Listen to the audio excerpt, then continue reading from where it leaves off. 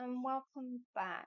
So today's video I thought I would share with you step by step exactly what it is that I do when I go to connect with a client's spirit guide.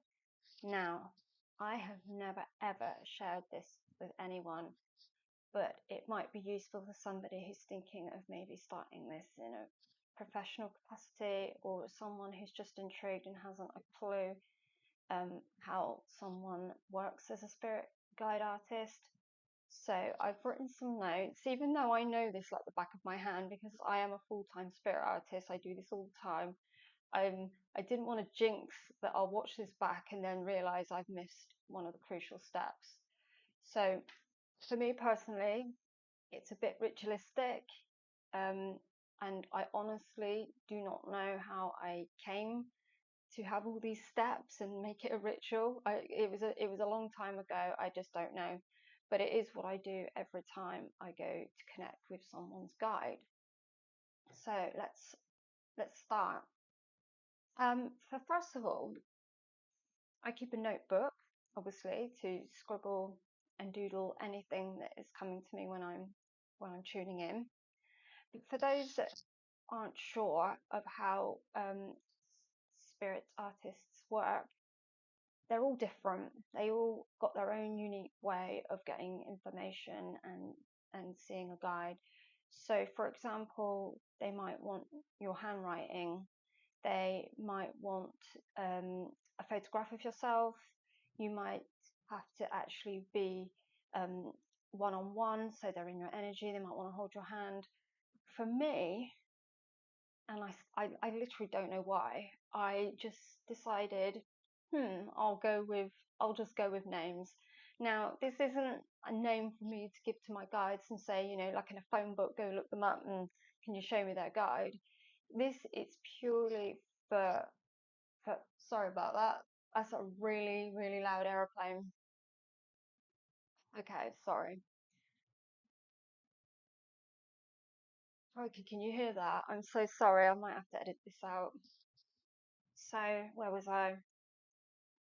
Yeah, so I just decided to go with names, and it's purely for my purpose. It's just something I like to do. It helps me set out the intention. So obviously you want to set the atmosphere for working with spirits. So I will light a candle, I'll light some incense, I'll shut the blinds. So I'm creating like an ambience, if you like, and just so that I'm in a relaxed environment. And normally, prior to connecting with someone's spirit guide, I will do an aura cleanse. So for those who aren't sure what an aura cleanse is or what to do, I have actually done a video on that, and you should be able to find that on my channel list. So I normally start a portrait on a Monday morning, and what better time to do an aura cleanse is first thing on a Monday, because you're setting yourself up for the week with like a clean slate. You've got rid of all that rubbish that you've picked up in the last 7 days, and I cleanse my aura. I'm fresh, and protected and ready to work for spirit. So I like to do my aura cleanse. Then once I've done my aura cleanse, I like to do a little bit of healing. So I've got my tuning fork, and I will do certain parts of my body, just a bit of healing. Why not? And I think it's just good to have as part of like something you do weekly when you do your aura cleanse. Then we have right. Then we have our crystals. So I like using this little rose quartz crystal, very good for psychic work. And I've been working with her a long time. I like to hold her, and the funny thing is she's in the shape of a heart. So I like to hold her and connect with her when I go to tune in. So then once I've done all that, I will sit at my desk, and I'm at my desk now, and I will do my tincture bells. And I really like these. I tend to do 3 because, as everybody knows, I'm obsessed with the number 3, and I will do that. And bring in spirit, ready to work, and they know I'm ready to work when I do that. And then I start to go with my breath work. So this is relaxing, getting ready to work. So inhale, hold for a few seconds and really feel it in your tummy, and then exhale and just let out all that rubbish you don't want. And then do that a few times until you start to like really get in the zone and you're relaxed. So with the names, I normally write down in my notebook that morning or a few days before who it is I'm going to draw for.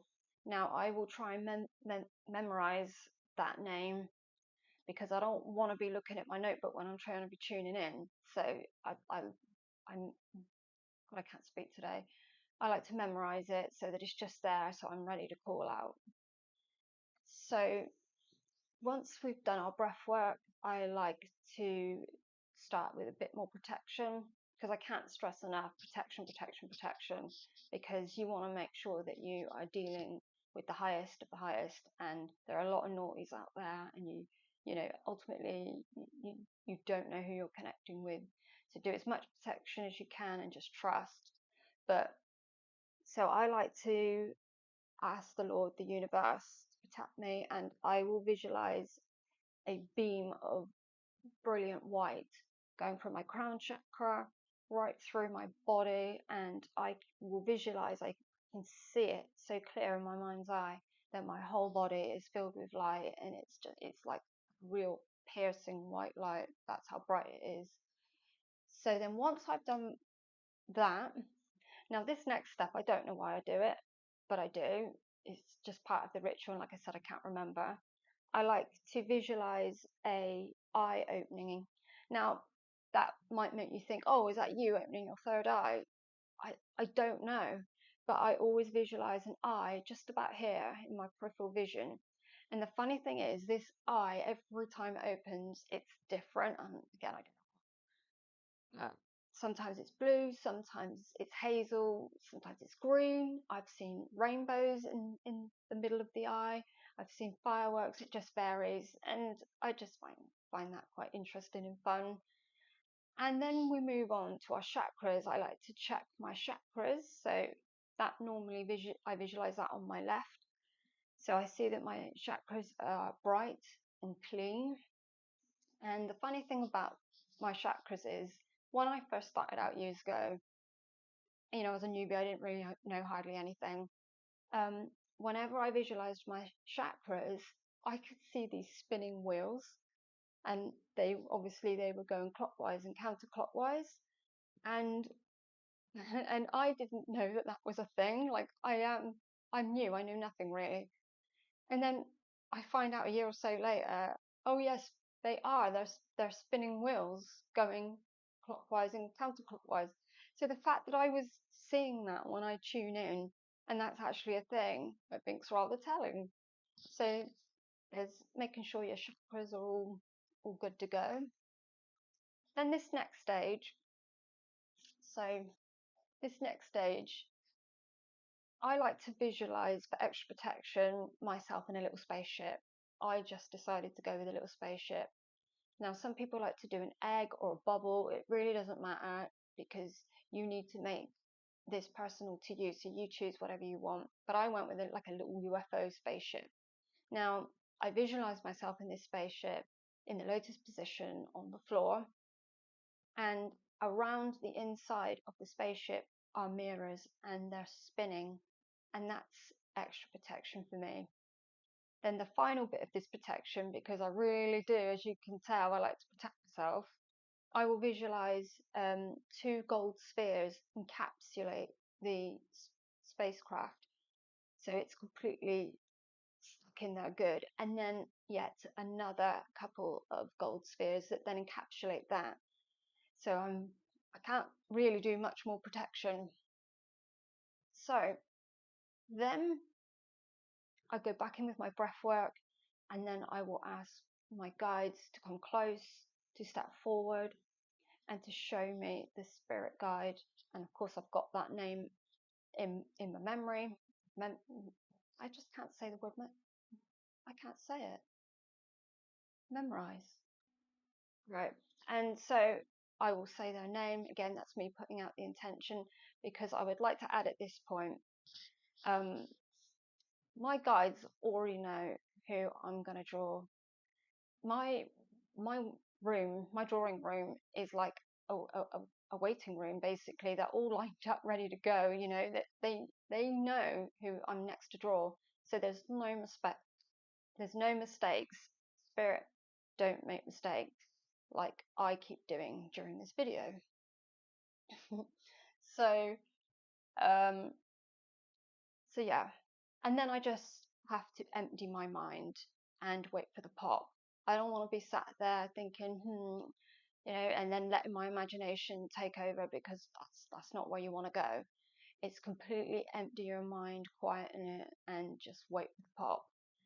So I want to say here, I do really struggle with this. I'm not going to lie. I was very hyper as a child growing up. I have an incredible imagination, and I've always got thoughts going on. So I find it very hard. I have a monkey brain, and I find it hard to settle it. So when this happens, I will have to walk away, walk around the house, and then come back and try again. So yeah, waiting for the pop. But the thing I would like to add here, which I find fascinating, I love it, I may have mentioned this on another video, is that sometimes spirit guides can be really eager to connect. So I can have them coming in the night before, just as I'm about to go to bed, and I get really excited, and I have to grab a pen and pad and write it down. And I've had quite a few times actually, prior to drawing that morning, I'll be like taking care of my chores, because I like to get all of that out of the way, so I haven't got to do nothing but concentrate on spirit. So I can be hoovering, and I've had this geisha, this beautiful Japanese geisha lady, come close, and then I've had to write down a bunch of stuff. I've been in my bathroom, cleaning my bathroom, and I've had a Second World War soldier come through, you know, and it's I love it. It's fascinating, and it sort of makes my life easier in a way. But I will always still tune in to make sure if that's the correct guide, and you know, don't want to be complacent, or if there is any more guides that would like to step forward. And sometimes when I'm waiting for the pop, I will actually get a pop of a spirit animal. They come through a lot. Sometimes I might get a vision of just something connected to what I'm about to see. But like I said, I'm waiting for the pop, and that tends to be an image that is just coming from completely nowhere. Sometimes it can be like a super quick flash, and but hopefully enough that I've got something to work with. Sometimes it's a bit longer. Sometimes it's like watching a short DVD. I can actually see them walking and moving, and I can see their mannerisms. So, you know, I can get even more information about them. And then I try and get as much information as I can. I'll ask my guides, is there any information? It would be greatly appreciated. And I just go nuts and scribble down whatever I can. Then when I think I've got enough information, or the connection's starting to fade, I kind of bring it to a close. I give gratitude, I give thanks, and then I will just grab my sketch pad and get to it, so it's all nice and fresh. And once I've done the portrait, which can vary, sometimes a portrait can take 4 hours. Sometimes there's been times I've spent 3 days on a portrait. And then once I've done the portrait, I will get the reading. I will get the reading done from my scribbled notes, which I do. I try my best so hard to make a coherent reading, because the messages and the symbology and all the stuff I'm getting can be quite a puzzle. So yeah, that's basically it. That's exactly what I do, and I very much doubt that will ever change. Again, I've never ever shared that. It's quite personal to me, and like I said, you know, you can make it your own. And I will say quickly this: do not attempt to just go ahead and try and connect with someone else's guide when you have not asked permission. It's I didn't know this at the beginning. I'm being really transparent here, but you have to honor people's spiritual privacy, their energetic privacy. You don't have a right to go, right, I'm going to see who my husband's guide is or my best friend's guide and think you're going to surprise them with, look what I did. No, you really shouldn't do it. So do ask permission. That's all I'm saying. Right, I think that's it. If you've got any questions or comments, please be kind, and I'll see you soon. And I'm sorry about the aeroplane, and I'm sorry for not being able to say the word memorize and stumbling on my words. Okay, thank you. Bye.